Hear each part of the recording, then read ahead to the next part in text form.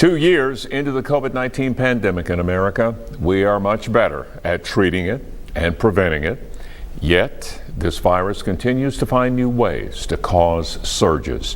Active cases hit a new record today, more than 97,000. And if the virus keeps spreading, we could break the 100,000 mark in coming days. About 11,000 new cases reported today. Positivity rates remain elevated and recently topped 40%.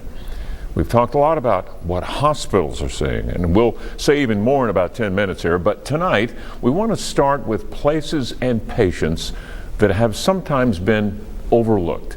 Specialty care centers treating people with things like cancer or kidney disease.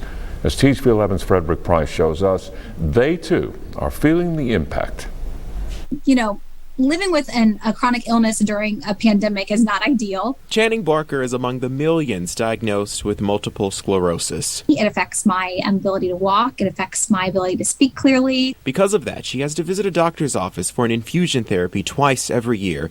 But just 2 weeks ago, she contracted the Omicron variant, making life a bit more difficult. I had to reschedule my treatment because I have to wait 4 weeks to get out from a booster or from the time I had COVID to get my infusion. Treatments like these are often used for patients battling chronic illnesses such as kidney disease. We are now back to only doing telemedicine because the pandemic numbers have become so bad once again. Dr. Kevin Heifner is a kidney doctor at Baptist Health. And we deal with a lot of high-risk, very ill people, and it's just not worth the risk of bringing them to the office. While he doesn't have a staffing shortage, the biggest problem, workers fatigued even to the point of exhaustion. Is there a mental strain? Absolutely.